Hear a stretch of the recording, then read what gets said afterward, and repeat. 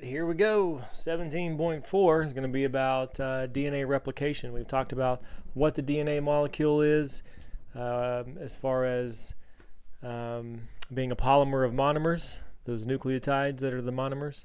But now we're going to talk about how DNA replicates. And this is kind of a short section in the book, but I'm going to add an animation to it and a couple terms I wish the book would have used. And so, because DNA replication's kind of a difficult concept to just talk about, and you actually got to see it in an animation. And so, if you guys remember from, let's see, I don't know exactly which class I did this with. If not, if I didn't do with it both, but because I have juniors and seniors right now. But you guys may have remembered that I did a DNA replication race with the straws and the ropes. I'm not sure, again, which class I did that with, but we went outside and we literally ran a race to see who could replicate DNA faster, because there was one strand that it was easy for and one strand that you actually have to do a little bit of extra work. And it was kind of fun. I think we actually got some people that had the lagging strand to win the race compared to the ones who did the leading strand, even though it was harder for them. But so let's get into it. Hopefully you remember some of that. If you do, then this section ought to be pretty easy for you. But as we look, we have basically, always remember what we're doing here. First of all, we're replicating the DNA so that the genetic information can be passed on from a parent cell to the new daughter cells. So when would this happen? When would this happen? Every time a cell needs to be made, DNA, every time a new cell needs to be made, DNA has to be replicated, because every cell in your body contains all 23 chromosomes. And remember, each chromosome, you have a version, mom's version and dad's version. So you have two versions, a mom version and a dad version for every chromosome. So you really have 46, but they're numbered 1 through 23. So you have 23 pairs of chromosomes, 23 homologous pairs, and all 23 of those have to be put into the next new daughter cell that is made. Even if that cell is only going to read chapter 2 or dad's version of chapter 4 or whatever it is, each cell has to have all 23 pairs, as far as a human cell goes at least. But so that's what we're doing here. That's why we're doing DNA replication. Now, how does it work? Well, it's a semi-conservative process, and I don't even know if the book uses that term, and that's a huge term when it comes to DNA replication. So I'm really shocked they did not use that term. It's called semi-conservative. What that means is that in both new strands of DNA, it's an interesting concept. In both new strands of DNA, you have some of the old. So actually, I can't really call either of these new strands. If this is our parent DNA, we're going to make another copy of DNA just like it. Identical DNA, okay, before we go through mitosis. And the identical DNA will look just like this DNA. These two DNA molecules are exactly the same. Well, which one's the parent and which one's the new daughter cell? Neither one. Neither one's the parent and neither one's the daughter, because each one has one strand of the parent and one strand of the new cell, of the new DNA. And so when you make a cell, when you put a nucleus around this DNA and then make a cell, each cell is going to be like a daughter cell. It's almost like you don't have a parent cell anymore. The parent cell like disappears almost. It's kind of a weird thing to think about. You go from one parent cell to two daughter cells, and there's no such thing as a parent cell anymore. Well, at some point these will be parent cells, because they'll replicate again and again and again and again and again and so on. But if you were to just look at one replication process, one parent DNA is going to turn into two daughter DNAs, of which they're semi-conservative. So again, remember we talked about the 3' carbon to the 5' carbon, 5' end to the 3' end. If you were to look at the parent strand here in this orientation, on the first one here that's made as a daughter, the 3' to 5' is conserved.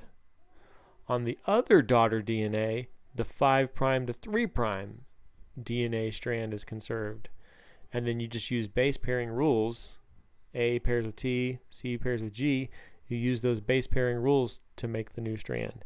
So there's an enzyme that does that called DNA polymerase, which we'll go talk about in just a second. But it's important, I can't talk tonight. It's important to remember that at this point, DNA is semi-conservative. And so let's now get into the steps of how it works. So the first step is unwinding the DNA, because you need to expose the bases. Like, how can you read this thing to make a new copy if it's all wound up in a helix?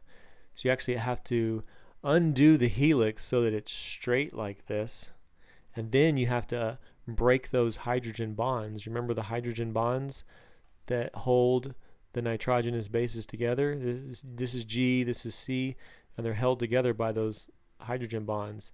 Okay, adenine and thymine, those are two nitrogenous bases that are held together with two hydrogen bonds here, the dashed lines. And so you can easily break those bonds. They're not that hard to break. And that's good, because for DNA replication, we want to be able to break those bonds pretty easily. And so there's actually an enzyme, speaking of the last chapter in proteins. Remember, proteins can do all sorts of things. Well, in this case, we're going to use a protein called DNA helicase.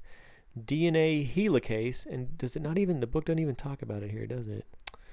DNA helicase is going to be the enzyme that is responsible for opening the DNA helicase. And then another enzyme comes around once the bases have been exposed, and that enzyme is called DNA polymerase, and it will catalyze the replication process by adding nucleotides one at a time, all right, using the 4 nucleoside triphosphates derived from the bases A, T, G, and C that are available in the nucleus. So you'll have these nucleoside triphosphates. But when you go to when DNA polymerase goes to assemble the nucleotides, a couple of these phosphates will drop off each molecule, and so you'll have monophosphate, because all nucleotides really only have one phosphate. So the reason this has 3 is actually to supply the energy to assemble the nucleotides. Kind of an interesting process, and the book doesn't really go into all the great depths and details there, but that's an interesting point to note. Okay, and so the identity of the bases on the template strand will determine the order of the bases on the new strand.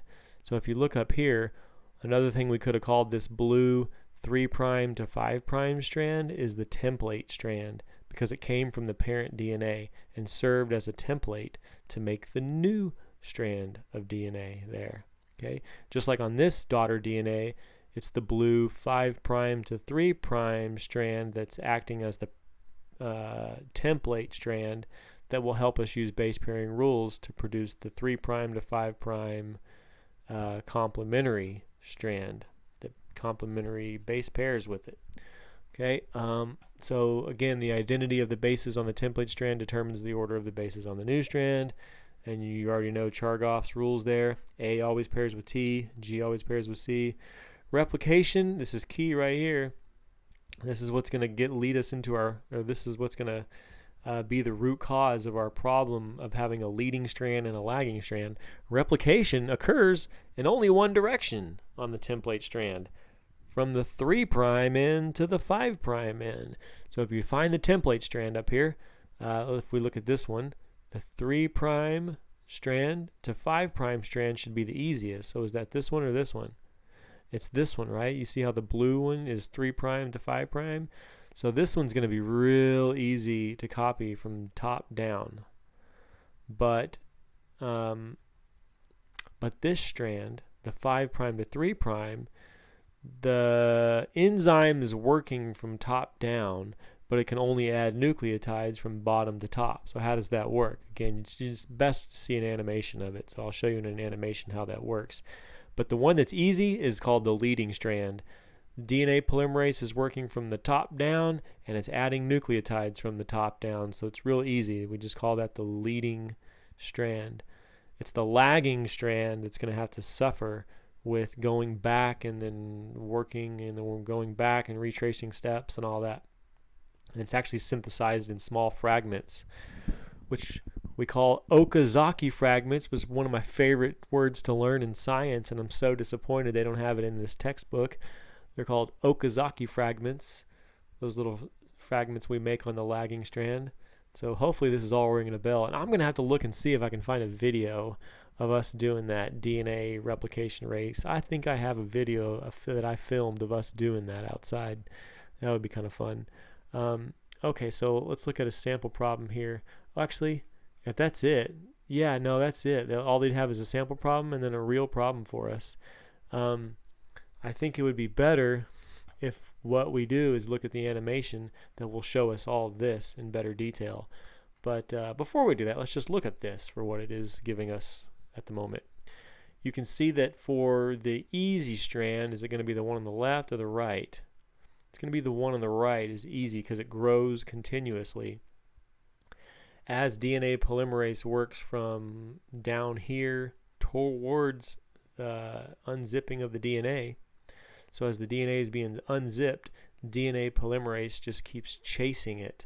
It keeps chasing the enzyme DNA helicase that's doing this. I'm surprised I don't have that there. But and it's just a continuous process, because if you look at the blue strand, it's going from 3' to 5'. 3' to 5'. Now that's on the template strand. This is so tricky. Still haven't even memorized this yet, just because it's said so many different ways. Another way you're going to hear it, and I think it's even in the animation, is they'll say that DNA polymerase can only add nucleotides in the 5' to 3' direction. And you'll go, wait, didn't you just say it was 3' to 5'? Well, yes. It's 3' to 5' on the template strand. That's the direction that it reads the template strand.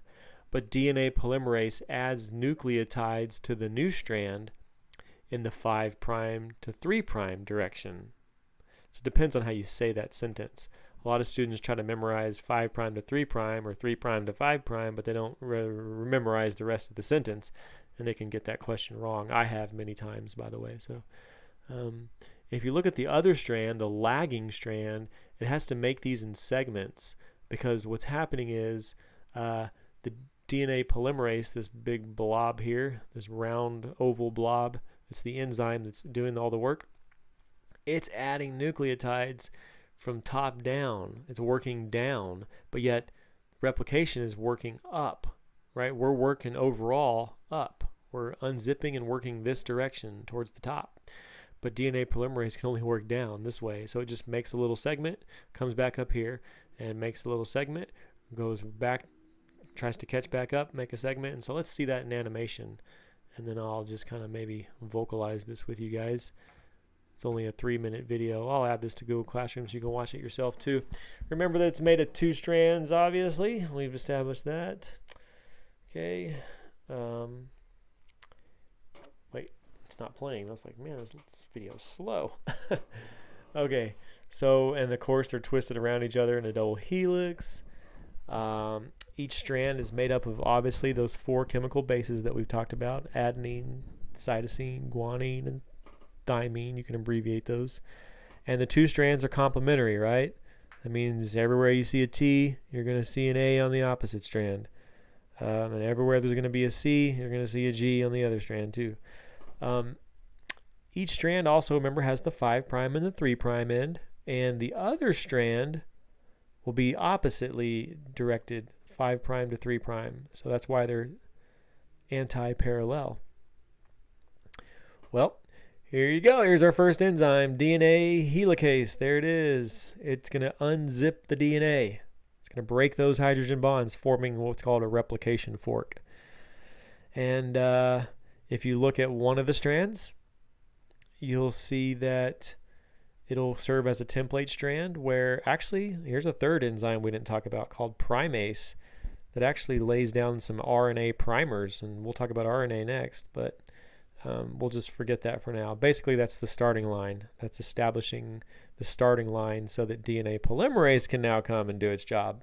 DNA polymerase will come, and once it recognizes the primer, and it'll get started doing its work. But remember, it can only add bases in one direction. And again, the video is saying from the 5' to 3' end, but that's on the new strand that's being produced. So remember that. It's actually reading the template strand in the 3' to 5' direction, right? So we call this the leading strand because it's really easy to do. It's just a continuous process. DNA polymerase just keeps chasing DNA helicase.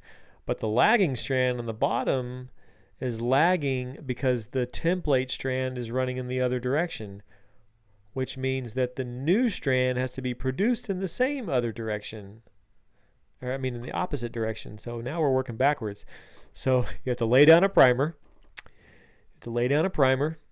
Which was done by primase. And then DNA polymerase can do its job. But notice that it's like working backwards. It's because it can only lay down nucleotides in that direction, 5' to 3' on the new strand. But replication is continuing this way. So again, you have to lay down another primer and make another fragment. Those are called Okazaki fragments. And you just keep repeating that process over and over and over. And actually what happens then, you actually have another enzyme called exonuclease that removes those little RNA primers because you actually need DNA there, right? You need DNA monomers. And so then DNA polymerase can come and fill in the gaps. So there's a couple enzymes that were not mentioned by the book, finally. And there's a final enzyme, DNA ligase, that comes around and seals it, kind of seals it. What did it say? What did it say it does? Like how many enzymes are involved? It's a lot, right? Enzymes play a key role. DNA ligase seals up the fragments of DNA, probably by making sure that the hydrogen bonds are established well. And again, it's semi-conservative because one strand is new and one strand is old. You can't really tell which one was the old parent strand. Neither one of them was. All right, so that is going to be it for this video. Thank you for watching the video about oh wait, no it's not. Let's look at the example real quick. You can stop it and do the example yourself if you want, but let me help you with this problem because it'll help you with the one you have to do yourself. It says, what is the sequence of the new synthesized DNA if the template strand has this sequence? Well, basically just use the base pairing rules, but remember your new strand is going to be going from 5' to 3' now. So you have 5' to 3', which is opposite to 3' to 5', and then just use the base pairing rules. That was quite easy. Is that literally all they have you do here? They have you doing nothing with leading strand or lagging strand, yet they wanted to bring that up. Shame on this book. I have some flaws. I have my criticisms. I don't know why, but I think that's pretty important if you ask me. So you got those 4 to try yourself. Just remember to put the make sure they're anti-parallel to each other and follow base pairing rules. In the next lesson, we're going to look at RNA. And so stay tuned for that. Bye-bye.